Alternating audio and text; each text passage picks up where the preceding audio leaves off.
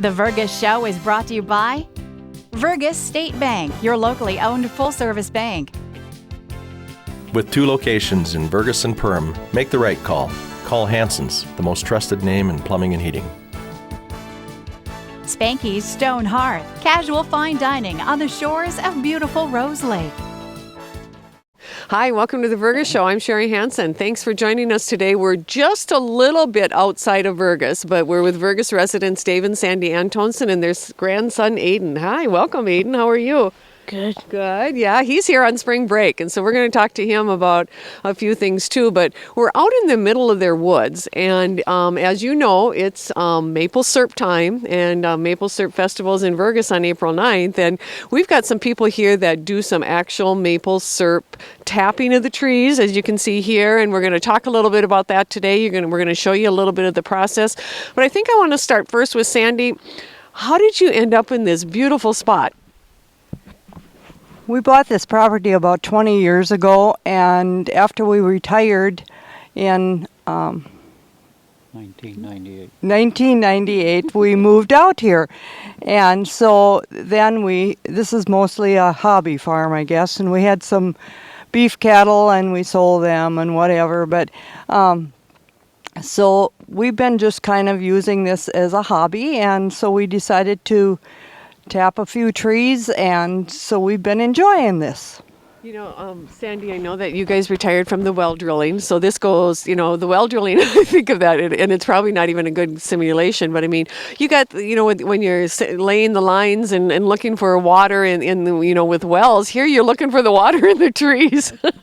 What do you think of that simulation, David? It's very close, yes. We want the sap to come down from the trees so we can collect it and boil it down for syrup. Yeah, and that's what we're going to talk about. So I think I'm going to start with you, Aiden, because I know you're on spring break, and what better place to spend spring break. But when you come up and spend time with Grandma and Grandpa, what is your favorite time to do? I know besides fishing. This probably. Yeah. And do you get to help with the maple syrup tapping? Yeah. And what's your main job?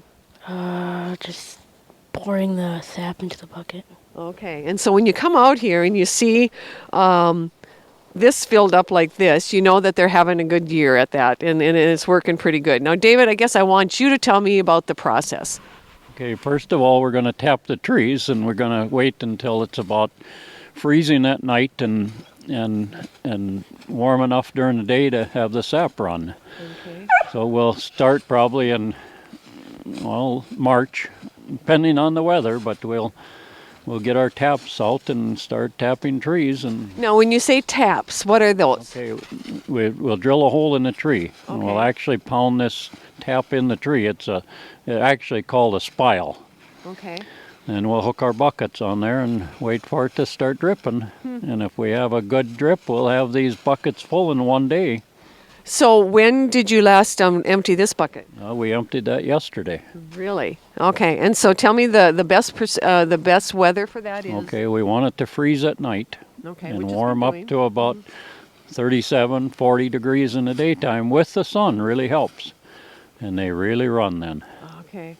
And then when you are tapping trees, I mean, if you look around here, you've got just a lot of different ones. How many taps do you guys set out? We only put out about 60. Only? Well, a lot of people put out 200, 300, and 400 taps, but with that they're in the commercial business. Okay. But we only put out a small amount. But I did talk to a guy the other day when I was picking up propane, and I had 7 bottles to fill, and he come with 1 bottle.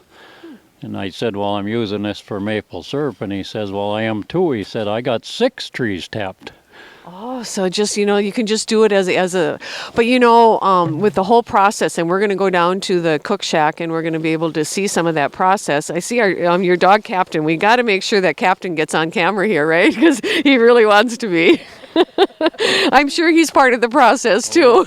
He's got to be in the syrup wagon when we collect. Yeah. Anyway, I'm sure that, 6 trees, is that really, and when you do the cooking down and everything, that's kind of a small amount of syrup. Very small. When he gets probably his batch, he'll have maybe a pint. Oh, okay, a pint of pure maple syrup. Okay. So Sandy, tell me, what intrigues you about the maple syrup part of it, or tapping the trees and... It's just being outside and walking around and listening to the leaves. It's just fun. And then your main job? Oh, I do it all. You do it all.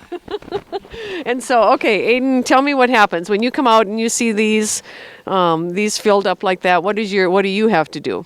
You want to show me? All right. This is full now, so Aiden's gonna dump this in this bucket for me because it's hard to lift off the tree. Okay. Dump this in my bucket here.